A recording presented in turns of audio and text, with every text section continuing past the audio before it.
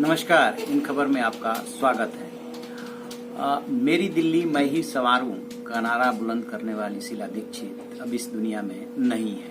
15 साल तक दिल्ली को संवारने वाली शीला दीक्षित अपने पीछे ढेरों कहानियां छोड़ गई है, लेकिन इन विकास की एक गाथा के अलावा उनकी पर्सनल लाइफ भी है, और उस पर्सनल लाइफ में इतने सारे रंग हैं जो कि उन्होंने अपनी book citizen Delhi my times my life में उसका वर्णन किया है, जिसमें उन्होंने अपने लव मैरिज और विनोद दीक्षित यानी कि अपने हस्बैंड से दोस्ती और किस तरह से उनसे प्यार हुआ था वो सारी अपनी जुबानी उसमें उन्होंने लिखा है।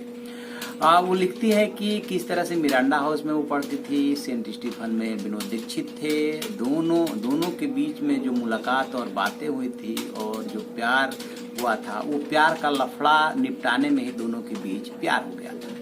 हुआ क्या था कि दोस्तों के बीच में काफी एक्सट्रोवर्ट थे विनोद दीक्षित और लोकप्रिय थे। 5 फीट 11 इंच उनकी हाइट थी, काफी हैंडसम थे।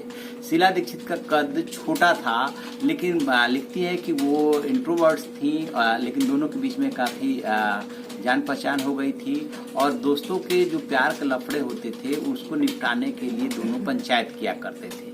इसी पंचायत के दौरान दोनों में जब विचारों का आदान प्रदान हुआ तो वे एक दूसरे के नजदीक आए और वो नजदीकी धीरे धीरे बढ़ती चली गई। लगभग 4 साल तक दोनों एक दूसरे के साथ रिलेशन में रहे। फिर 10 नंबर की तब डीटीसी बस चला करती थी, और वो लिखती हैं आगे अपनी पुस्तक में कि चांदनी चौक के पास उन्होंने 10 नंबर की डीटीसी बस में बोला था कि वो अपने पेरेंट्स को बताने जा रहे हैं कि उन्होंने अपने लिए लड़की चुन ली है। तो फिर शीला दीक्षित बोलती हैं कि कभी उस लड़की के बारे में भी का भी विचार जानने की कोशिश की है कि उसकी क्या राय है, वो कौन लड़की है। इस पे उन्होंने बोला कि वो मेरी आगे वाली सीट पर बैठी है। इस तरह से उन्होंने प्रपोजल दिया था। फिर आगे वो लिखती हैं कि वो जनपद होटल में अपने पिताजी यानी कि स्वर्गीय उमा शंकर दीक्षित जो कांग्रेस के बड़े लीडर थे, उनको दादाजी बोलते हैं, उनसे उन्होंने मिलवाया था। और उसमें उनसे मिलते समय वो काफी नर्वस थी। उसमें उन्होंने दादाजी यानी उमा शंकर दीक्षित ने कहा था कि आपको 2 हफ्ते 2 महीने 2 साल तक इंतजार करना पड़ सकता है, क्योंकि जो उनकी पत्नी थी वो अंतर्जातीय विवाह के लिए तैयार नहीं थी। ये पंजाबी परिवार से थी, जबकि वो कान्यकुब्ज ब्राह्मण थे, उमा शंकर दीक्षित और विनोद दीक्षित।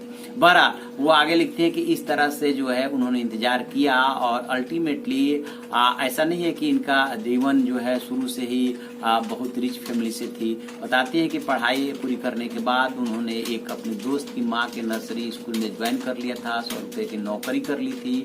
और विनोद दीक्षित जो है आईएएस की तैयारी कर रहे थे। अल्टीमेटली जो है 1959 में उनका सिलेक्शन हो गया और उन्हें यूपी काडर मिला, और उनकी जो मैरिज है वो जाकर के 1962 में हुई।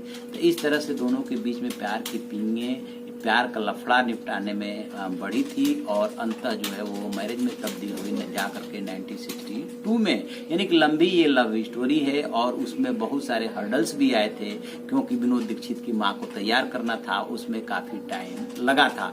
एक बात और बता दें कि इन्होंने जो राजनीति का ABCD यानी कि राजनीति का जो ककहरा सीखा था वो पंडित उमा शंकर दीक्षित से ही सीखा था, क्योंकि वो कांग्रेस के बहुत बड़े नेता थे, लोगों का वहाँ आना जाना था, उन्नाव के रहने वाले थे। और वहां से ककारा सीखने के बाद उन्होंने कन्नौज से चुनाव लड़ करके वो सांसद बनी थी। बाद में वो दिल्ली की राजनीति में आई और फिर यहाँ से भी सांसदी का चुनाव लड़ा, लेकिन जो है 15 साल तक उन्होंने मुख्यमंत्री रह करके दिल्ली की सेवा की और दिल्ली का उन्होंने विकास किया। जब भी दिल्ली की विकास गाथा लिखी जाएगी उसमें शीला दीक्षित का नाम रहेगा। हम इस खबर पे बने हुए हैं, और जो भी इस तरह की खबरें आएंगी हम आपको जरूर बताएंगे। आप देखते रहिए हमारा डिजिटल चैनल इन खबर। Thank you. इन खबर चैनल को सब्सक्राइब करें और बेल आइकन दबाना ना भूलें।